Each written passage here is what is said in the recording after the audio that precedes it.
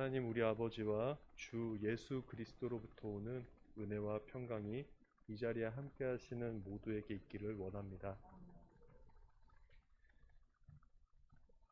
오늘 모여있는 이 예배 모임 가운데 오늘의 본문의 여인처럼 우리 주변 동네에서 유명하게 타락한 사람이 우리에게 친하게 다가와서 여러분을 존경한다, 나는 너랑 친하다 이렇게 하면서 다가온다면 여러분의 기분은 어떠시겠습니까?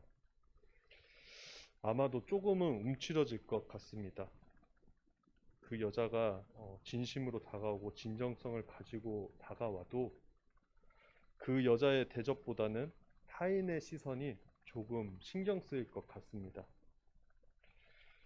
혹은 조금 더 나쁘게 말하자면 나는 이 사람과 별로 관계없는 사람처럼 보이려고 하거나, 혹은 더욱 나쁘게 말하자면 그 사람의 그런 호의를 거절할지도 모르겠습니다. 그러나 오늘 본문에서 우리 구주 되신 그리스도 예수님께서는 그러지 않으셨습니다.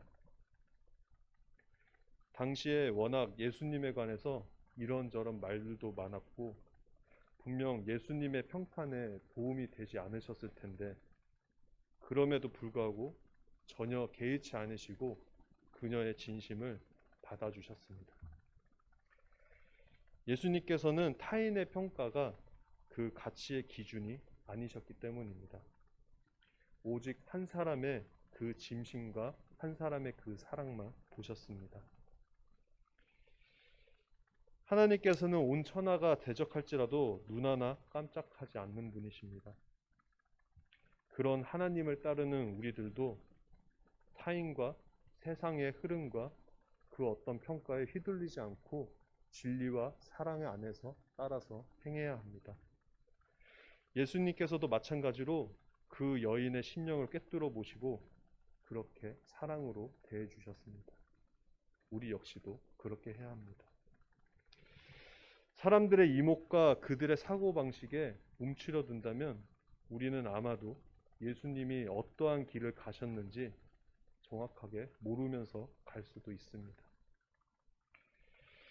오늘 예수님을 집으로 초대한 자는 예수님의 수제자 베드로 시몬이 아니라 바리새인으로 시몬이라고 불리는 자입니다. 이 시몬이라는 자는 예수님을 대접한다고 집으로 초청했지만 발 씻을 물도 또 입을 맞추지도 않았습니다.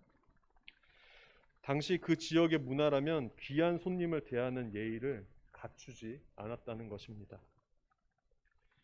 그 시몬이라는 자의 마음을 알 수는 없지만 그의 행동을 보면 예수님을 진정으로 대접하고자 하는 마음보다는 예수님을 초청함으로써 사람들 앞에서 자신이 예수님과 동등한 사람 또는 이 정도의 친분이 있담을 과시하면서 자신의 명성을 신경 썼을 수도 있다는 생각이 듭니다.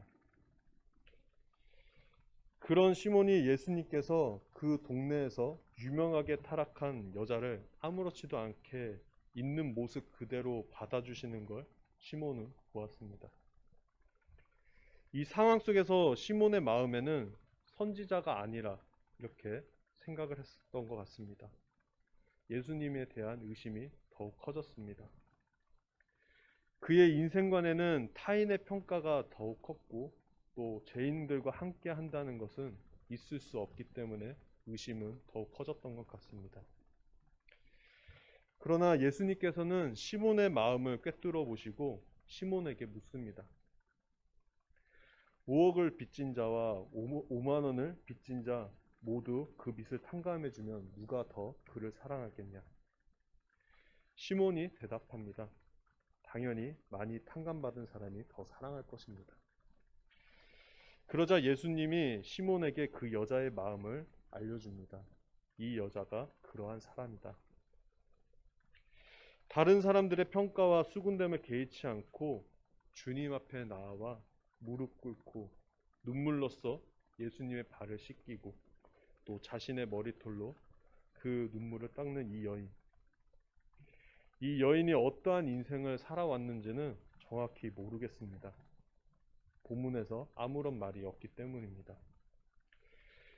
그러나 바리새인 시몬의 말을 보았을 때 죄인이라고 했습니다.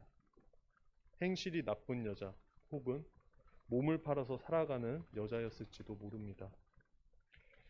그러나 이 여인이 예수님을 마주했을 때 더 이상 과거의 죄인이 아니었습니다. 예수님을 만나면서 진정한 인생의 의미를 알게 되었습니다. 자신이 살아온 이유도, 앞으로 살아야 할 이유도, 또 그 이후의 삶도 그녀는 그렇게 예수님을 통해 그 이유의 답을 얻게 되었습니다. 자기 자신도 죄인인 바리새인 시몬이 죄인이라 말하던 그 여인의 인생, 주변에서 수군대던 그 여인의 삶, 여인 스스로도 그 죄진 삶의 무게로 스스로 자학하며 살던 그 삶, 그런 여인에게 진정으로 가치 있는 인간의 삶을 다시 살게 해주신 분이 바로 우리들의 그리스도 예수님이셨습니다. 그런 예수님 앞에 그녀가 계속 흘리던 눈물은 죄책감의 눈물이었는지 아니면 감격의 눈물이었는지는 모르겠습니다. 그러나 우리 주님께서 비유를 통하여 이 여인은 많은 죄를 용서받은 자임을 말씀하셨습니다. 이로 보아 이 여자의 눈물은 용서의 은총에 대한 반응이었던 것 같습니다. 이런 눈물로써 주님을 맞이한 여인에게 예수님은 너의 죄는 이제 막 용서되었다고 선포하신 것이 아니라 이미 죄를 사함받고 그 사함받았음을 다시 상기시켜주고 또 확신시켜주고 제사함을 받은 그 결과로 그녀의 큰 사랑이 나왔다며 칭찬해주고 격려해주고 계십니다. 이제 우리의 삶을 한번 다시 돌아보겠습니다. 우리는 바리새인 시몬처럼 별로 탕감받은 것이 없는 사람이라 별로 감동도 감격도 없는 신앙인으로 살아가고 있는지요. 신앙인이라서 죄인됨을 깨닫지 못한 삶을 살아가고 있는지요. 죄책감에 시달리고 죄의식에 사로잡히고자 드리는 말씀은 아닙니다. 혹은 우리의 삶의 과거의 죄가 너무 크게 느껴져서 괴로워하는 삶을 살아가고 있는지요. 우리의 죄됨보다 더 큰 십자가의 은총을 믿으시길 바랍니다. 그래서 더 크게 탕감받은 자로서 더 큰 사랑으로 삶을 일어서길 원합니다. 하나님께서는 모든 것을 용서하신 은혜에 대한 감사와 또 하나님을 향한 더 큰 사랑으로 우리의 삶을 격렬하게 격려해 주시고 계시기 때문입니다. 예수님은 자신의 죄 때문에 차마 주님께 다가서지 못하며 가슴을 치고 괴로워하는 자가 아니라 오늘 본문의 여인처럼 그 발 앞에 나와서 엎드려 눈물로 발을 적시며 또 머리털로 닦아드리고 또 향유를 붓는 그 사랑과 감격이 있는 그런 모습으로 그런 자녀의 삶을 살아가시길 간절히 원하고 계십니다. 죄를 지니고 그 죄에 눌리는 그 잘못된 겸손함이 아니라 과거의 죄는 심하게 부끄러우나 그 죄보다 더욱 크신 십자가의 그 크신 용서를 받아들이고 감사와 감격으로 사는 삶. 날마다 보혈의 공로에 힘입어 교만을 버릴 줄 아는 그런 겸손한 삶.